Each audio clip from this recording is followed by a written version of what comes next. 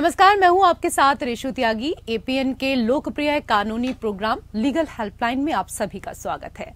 इसमें हमारे कानूनी विशेषज्ञ रोजमर्रा की जिंदगी की समस्याओं से जुड़े कानूनी मसलों पर आपकी शंकाओं का समाधान करते हैं। आप भी इस प्रोग्राम से जुड़ सकते हैं और फोन करके कानूनी राय ले सकते हैं। आज हम गवाहों के हक पर कानूनी जानकारी देने वाले हैं। गवाह किसी भी केस में अहम भूमिका निभाते हैं। किसी भी केस की हार और जीत सबूतों और गवाह के ऊपर ही निर्भर करती है, लेकिन कई बार गवाह को डरा धमकाकर केस को कमजोर कर दिया जाता है। सैकड़ों ऐसे केस हुए हैं जो गवाह के ना होने से चल नहीं पाए। सैकड़ों केसों में डरकर गवाहों ने केस में गवाही नहीं दी और गुनहगार छूट गए।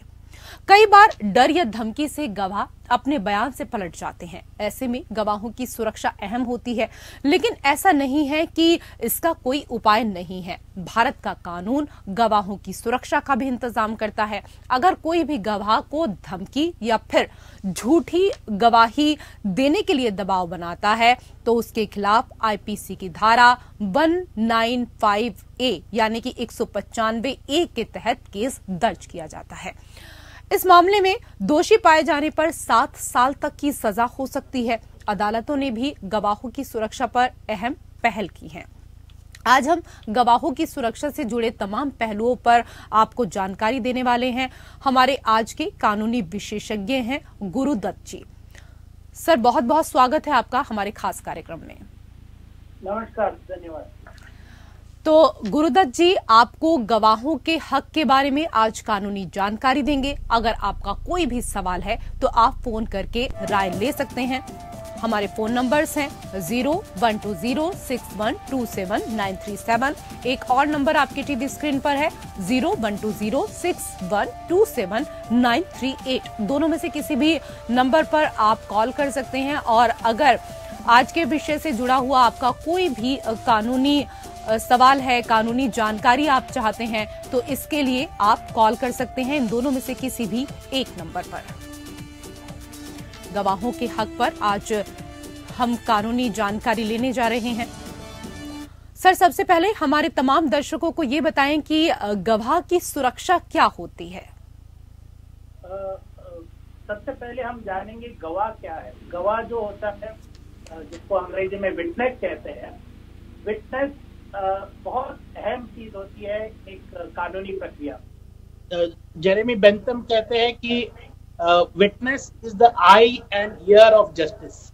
मतलब कानून का जो भी आंख और कान होता है या जस्टिस का, वो यही गवाह होता है। तो गवाह बहुत महत्वपूर्ण होता है और हम सभी चाहते हैं कि गवाह भले ही इन्वेस्टिगेशन स्टेज में हो, ट्रायल स्टेज में हो, जब भी वो गवाही दे वो बेखौफ होके गवाही दे। इसलिए हमारे यहाँ इंडियन एविडेंस एक्ट है जो विटनेस कैसा होना चाहिए और कैसी गवाही देनी चाहिए, उसके लिए सारा उसका प्रोसीजरल लॉ है। पर बात यह है कि गवाह जो है अपने आप तो तैयार होते हैं, जो सच्चाई बयान होती है उसको आके कोर्ट में गवाही देने के लिए। पर हमारी न्यायिक व्यवस्था में थोड़ी सी दिक्कत ये भी है कि हमारे यहाँ बहुत पेंडेंसी है। इसकी वजह से गवाही देने में बहुत देर हो जाती है। इसकी वजह से थोड़ा विटनेस की सुरक्षा करना या फिर कभी कभार विटनेस को डराया धमकाया जाता है। इन सब चीजों को ध्यान में रखते हुए विटनेस प्रोटेक्शन कई स्कीम बनाया गया है। जी सर, गवाह कोई भी होता है, लेकिन वो एक केस के लिए बहुत ही महत्वपूर्ण व्यक्ति होता है। गवाह कौन होता है ये तो आपने जानकारी दी, लेकिन इससे पहले मैंने सवाल किया था कि सुरक्षा क्या होती है, वो भी हमारे तमाम दर्शकों को बताएं कि किस तरह से सुरक्षा उनको प्रदान की जाती है। सुरक्षा जो होती है विटनेस की, बात यह है कि सिर्फ इंडिया में जो है, इंडियन पिनल कोड में कोई अगर गवाह को धमकी देता है, कुछ करता है, तो उसके खिलाफ 195A के अंदर लीगल सैंक्शन किया जा सकता है। उसके अलावा दिल्ली हाईकोर्ट ने कुछ जजमेंट्स में कुछ एक स्कीम बना देता है कि विटनेस को प्रोटेक्शन देना चाहिए। और इंटरनेशनली भी हर जगह, हर बड़े देशों में विटनेस प्रोटेक्शन का एक स्कीम बनाया हुआ है। ऐसे मिनिस्ट्री ऑफ होम अफेयर्स ने 2018 में एक स्कीम बनाया है जो मिनिस्ट्री ऑफ होम अफेयर्स को जो है उस इस स्कीम को बनाया गया है नेशनल लीगल सर्विस अथॉरिटी और बाकी सब राज्य और पुलिस के ब्यूरो की कंबाइंड एफर्ट की वजह से ये 2018 का स्कीम है। जी सर, ये तो यहाँ पर सुरक्षा को लेकर बात हुई, लेकिन गवाह के हक क्या कुछ होते हैं, इसको भी हम आपसे विस्तार से समझना चाहेंगे। गवाह के हक ऐसा कोई प्रोसीजरल कानून में लिखा नहीं है कि गवाह का हक क्या है। ये तो आम कॉमन जो हम जानते हैं कि गवाह जो भी है, जैसे मैंने कहा कि जो घटना घटती है उसके बारे में अगर वो प्रत्यक्षदर्शी है तो आके इन्वेस्टिगेशन के समय में और बाद में जब ट्रायल चलती है आके उसी घटना को उसी क्रम में बताया। तो ऐसे बताने के लिए उनका लिए ये जरूरी है कि विटनेस जो है वो जितनी जल्दी हो सके उतनी जल्दी उनकी पेशी हो, और जब वो कोर्ट जाए तो तुरंत उनका जो भी पेशी होता है तब तुरंत लिया जाए। तो जब जिस कोर्ट में वो जाते हैं वहां पे उनको बैठने की सही व्यवस्था होनी चाहिए। उसके अलावा अगर कोई वो चीज गोपनीय चीज वो जानते हैं जिसकी वजह से उनके जान पे खतरा हो सकता है, तो उस संबंध में उनको अपनी जान की रक्षा करने के लिए पुलिस को या प्रोसिक्यूशन को आगे आना पड़ता है ताकि उनका जान माल की कोई दिक्कत ना हो। ये सब एक गवाह का हक होता है। जी सर, यही सवाल मैं आपसे करने भी वाली थी, लेकिन आपने पहले ही इसका जवाब दे दिया। हमारे तमाम दर्शकों को बड़ी अच्छी जानकारी आपके पास है। और फिलहाल हमारे साथ एक दर्शक जुड़ गए हैं, लखनऊ से हमारे साथ अशोक जी हैं। बहुत स्वागत आपका। क्या कुछ पूछना चाहते हैं आप? मेरा सवाल ये है कि मेरे बेटे का 498 का केस चल रहा है और जो कंप्लेनेंट है उसने हमारे फेवर में PW1 बयान दे दिए हैं कि ना दहेज मांगा ना मारा पीटी की। अब उसका अगले गवाह उसकी बहन है, उसका नंबर है, तो 5 साल से उसका कोई अन्य गवाह कोर्ट में नहीं आ रहा है। तो ऐसी दशा में हमारा केस कैसे खत्म होगा? अच्छा, आपके बेटे के खिलाफ केस हुआ है, यानी आप अक्यूज की तरफ से हो है, और जो जहाँ तक मैंने समझा, और आपका एक गवाह हो चुका है, दूसरी गवाह अभी आ नहीं रही है। तो ये है कि वो क्यों नहीं आ रही है? वो तो एक सीमित समय सीमा रहती है आने के लिए, उनको बुलाने के लिए, उसके लिए समन्स जाता है, ये सब जाता है। तो आपका केस जो है गवाह ना आने की वजह से देरी हो रही है, ये जहां तक मैं समझ पाया आपके सवाल। सही है अशोक जी, और कुछ पूछना चाहते हैं आप? हाँ, ऐसा 2 बार BW जारी हो चुके हैं 20,000 के उनके खिलाफ वारंट, लेकिन वारंट वो नहीं ले रही है और आ नहीं रही है कोर्ट में। तो हम क्या करें उसमें? आप तो अक्यूज हो, आप क्या करेंगे? प्रोसिक्यूशन का केस फेल हो जाएगा अगर गवाह नहीं आके गवाही देती है। शुक्रिया अशोक जी कॉल करने के लिए। और जाहिर सी बात है कि आपको अपने सवाल का जवाब यहाँ पर मिल गया है। लेकिन सर, जैसे कि हम चर्चा भी कर रहे थे और आपने बताया भी कि गवाह को अगर जान का खतरा है तो क्या कुछ करना चाहिए, इसको थोड़ा और विस्तार से समझना चाहेंगे आपसे।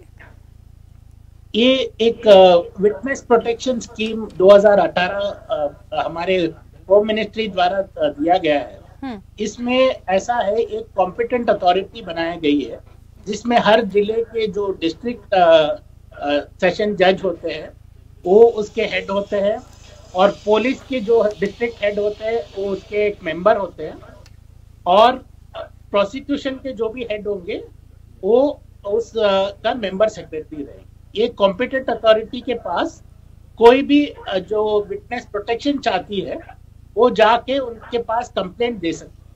वो देने पे उसको कैटेगराइज हो, फिर पुलिस के पास भेजा जाएगा उस कंप्लेंट को, और जो भी थ्रेट मिला है उसको कैटेगराइज किया जाएगा। यानी ए कैटेगरी है, बी कैटेगरी है या सी कैटेगरी, यानी जान पे कोई हमला करने वाला है या उनको सिर्फ धमकाया जा रहा है या फिर छोटी कोई चीज है।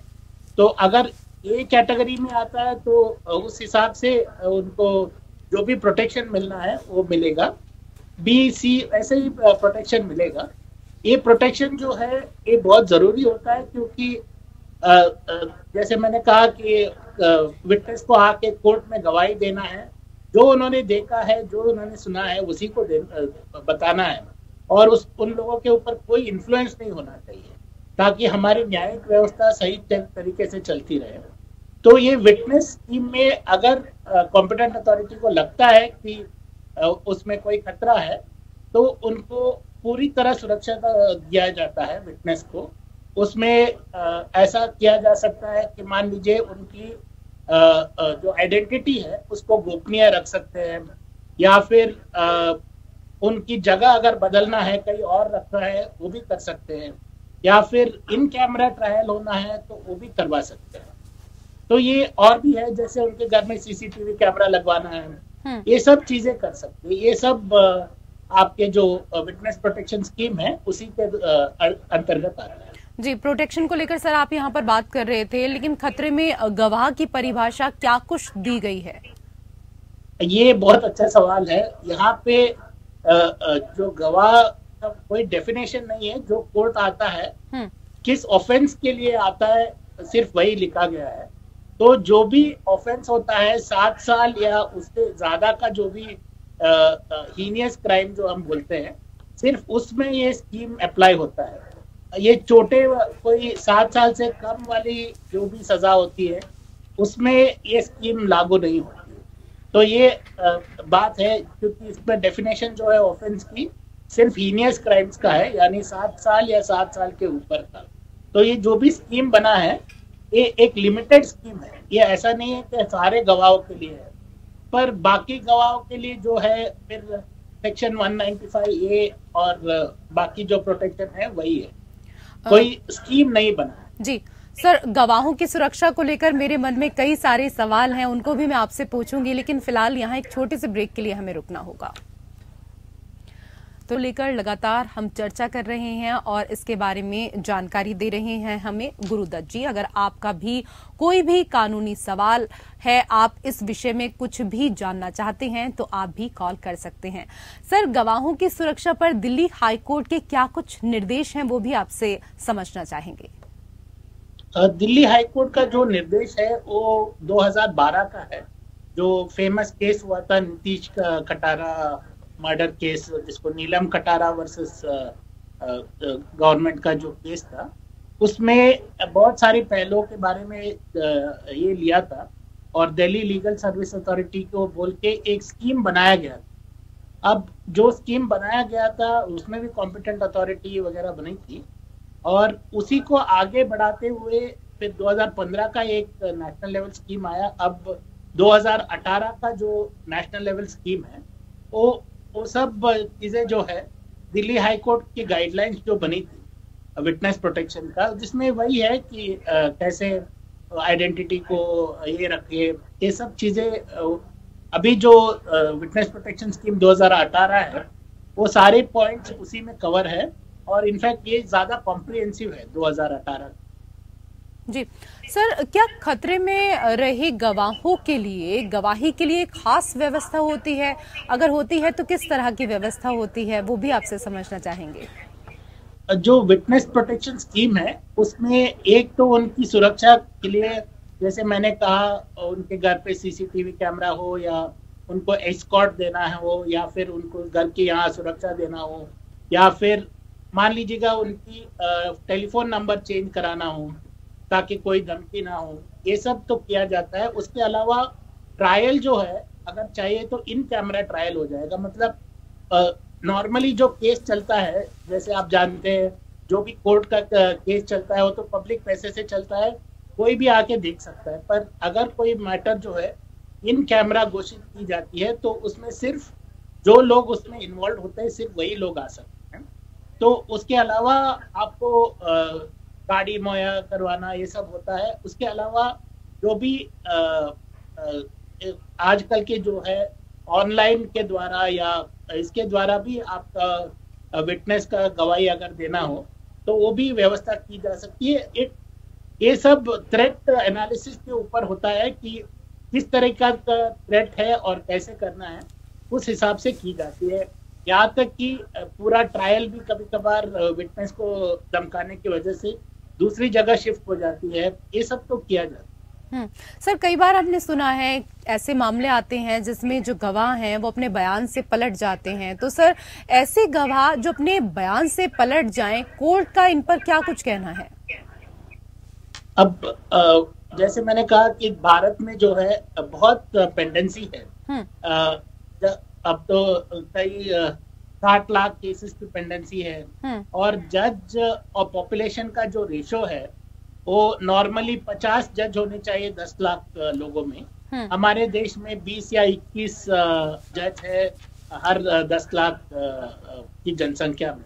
इन सब की वजह से हमारे जो ट्रायल है वो बहुत लंबा खिंच जाता है, जिसकी वजह से बहुत बार ये हो जाता है कि विटनेस हॉस्टाइल हो जाते हैं या फिर कोई चीज को भूल जाते हैं। मान लीजिए उसमें ये समझना पड़ता है कि विटनेस हॉस्टाइल क्या होता है।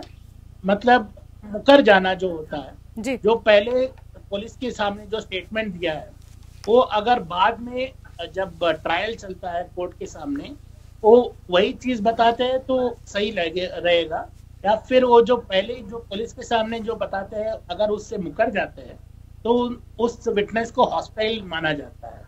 और भारत में ये बहुत सामान्य है, ये हो जाता है। उसके ऊपर परजुरी वगैरह है, सेक्शन 340 वगैरह, अगर मुकर जाते हैं या जानबूझ के झूठ बोलते हैं। पर ये अनदेखा किया जाता है क्योंकि बहुत बार हमारी खुद की इतनी पेंडेंसी है और जजेस की शॉर्टेज है, इसकी वजह से ये चीजें ध्यान में नहीं आती है और परजुरी को या विटनेस हॉस्टाइल जो होते हैं उनके ऊपर केस चलाना, ये सब कहीं ना कहीं पीछे रह जाते। जी सर, आपसे निष्पक्ष ट्रायल के बारे में भी हम समझना चाहेंगे। निष्पक्ष ट्रायल के हक के बारे में भी बताएं। जो ये तो हमारे जो संविधान है उसका बेसिक कंसेप्ट यही है कि जुडिशरी जो है इंडिपेंडेंट है, लेजिस्लेटिव और एग्जीक्यूटिव, ये तीनों अलग अलग अंग है। तो जो भी इंसान है उसका एक आर्टिकल 21 में राइट टू लाइफ जो है उसी का एक भाग है कि किसी आदमी को एक निष्पक्ष ट्रायल मिले, यानी जज जो है वो निष्पक्ष रहे और जो भी प्रोसिक्यूशन जो केस लेके आता है वो भी सही रहे और सही सवाल सही विटनेस रखे। तो जैसे मैंने कहा कि जो विटनेस होता है वो आपका जो जस्टिस का आंख और कान होता है। अगर ये विटनेस जो सबसे बहुत इम्पोर्टेंट एस्पेक्ट होता है फ्री ट्रायल का, अगर ये खुद ही उसमें नहीं रहा तो जो मान लीजिएगा कोर्ट को बताने वाला नहीं, एक्सीडेंट जब हुआ या कोई घटना घटी उस चीज को कैसे हुआ क्या हुआ बयान करने वाला नहीं रहेगा तो जो भी दोषी है वो छूट जाएगा, क्योंकि हमारा यहाँ बर्डन ऑफ प्रूफ जो होता है प्रोसिक्यूशन पे होता है। तो प्रोसिक्यूशन प्रूव करती है वो कि इस एक्यूज ने ये गलती किया है। तो जो बर्डन प्रूव अगर नहीं कर पाएंगे तो जो एक्यूज है वो छूट जाएगा। तो इस सारी प्रक्रिया में विटनेस जो होता है बहुत महत्वपूर्ण होता है। तो फ्री ट्रायल का एक जैसे मैंने कहा कि इंडिपेंडेंट जज और प्रोसिक्यूशन ये सब के अलावा विटनेस को भी इंडिपेंडेंट और फ्री होना है और कोई दबाव नहीं होना चाहिए। जो घटना घटी है उसको आके सही से बयान करे। ये फ्री ट्रायल का एक बहुत इम्पोर्टेंट भाग। ठीक है सर, आखिरी सवाल और थोड़ा संक्षेप में हम आपसे इसको समझना चाहेंगे। बच्चे की गवाही पर कानून क्या कहता है? बच्चे की गवाही जैसे सेक्शन 118 है, बोलते हैं कि अगर बहुत छोटे बच्चे हैं तो उनका गवाही नहीं लिया जाता है और पहले टेस्ट किया जाता है कि अगर मजिस्ट्रेट के सवालों का बेसिक सवालों का जवाब दे सकता है क्या या नहीं। तो ये सब देख के किया जाता है। ऐसा नहीं कि जो भी बच्चा कुछ भी देख ले वो आके गवाही दे सकता है, ऐसा नहीं है। जी बहुत बहुत शुक्रिया हमारे तमाम दर्शकों को आज के विषय पर इतनी अहम जानकारी देने के लिए। और इसी के साथ हमारे खास कार्यक्रम लीगल हेल्पलाइन में मेरे साथ फिलहाल इतना ही। नमस्कार।